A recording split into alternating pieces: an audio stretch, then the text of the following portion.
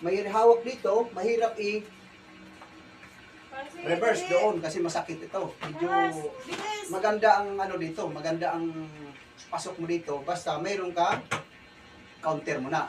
Pero pag dito sa kabila, pag dito ka nakaikot, tapos ikot dito, may tendency iikot yan, back piece. Oh. Kailangan itong kamay mo, nandito ka agad, nakasalang. Kaya yung ipapakita ko sa inyo, baka isipin nyo na lahat ng galaw ang gulo ng isang technique, madali ng pag-aralan, napakahirap. Ito pa lang sa paghawak ng kutsilyo, pag-agaw dito, hindi ganun kadali. Baka isipin, hula-hula, dampot-dampot. Walang ganun. Ito, kaya naman dampot ng mga saksak dito, dampot. Kung kailangan, mayroon kang nauunang itong counter. Kasi susuntok ito pag bagal ka. Kaya pag pinitik mo dito, pitik agad. Para itong tendency ng talim, hindi na makadiretso. Pag pitik mo doon, distraction nun. Pag tendency mo naging mabagal ka, may ikot. Oh, babakpis yan. Oh, pag babakpis yan, pag bakpis yan dito, pasukin mo na diretso. Oh. Yan na yung kalalabasan. Yan kutsilyo niya. Bahala na siya doon. Basta nandito ako. Kontrolado siya.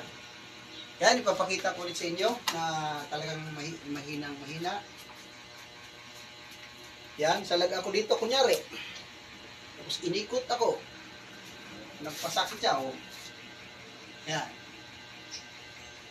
Pwede mo ilak. Control. Maghihirap ba? O, pwede kami hindi umalis dito. Nakakontrol yung kamay niya. Pero, may tendency ang tao na gagalaw. Gagalaw ng gagalaw yan. Kaya, mas mainam pa rin yung mayroon kang counter kaagad. Yung pinakita ko sa inyo, yung tamang pagkuha. Yan, pagsaksak. Itong topic nito, yun yung madalas din yung ginagawa ko. Counter na agad dito. Yan yung tendency na gagalaw talaga yan. Kasi yun, open yung isang kamay. Pag pitik mo rito, ang isang kamay niyan, bantayan nyo yan. Kaya may tao na malakas. Saksa ka daw. Pitik dito. Yan yung mga kailangan mong babantayan.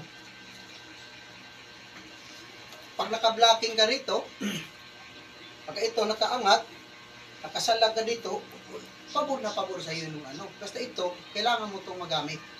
Lahat tong katawan mo gamit na may saksak. Doon pa lang, pagpitik ko lang, nahilo na siya eh.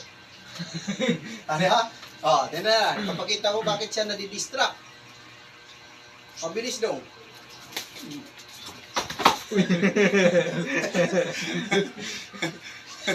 Bilis na. Kailangan ito, control mo rin yan. Kasi pag iganon mo yan, control na. Nandun lahat ang problema yan eh. Kung talagang bara-bara kagwalaw nito, hindi po pwede na ang isang attacker, nagagawin mo agad yung dami. Isang bisis walang mag-attacker sa'yo, di-injury na kaagad. Wala na. Hindi na magagamit yung, wala ka ng attacker, kinabukasan, manghihiram ka ng attacker, di anong problema? Problema din, nababalik sa estudyante.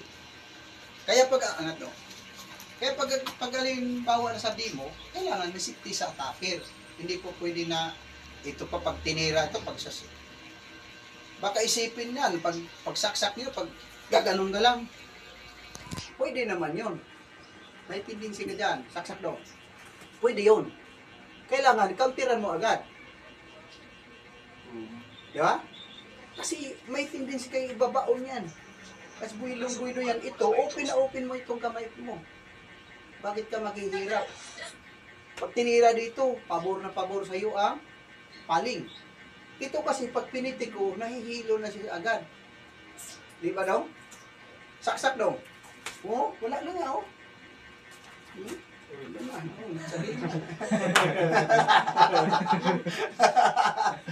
Kasi distraction na siya eh.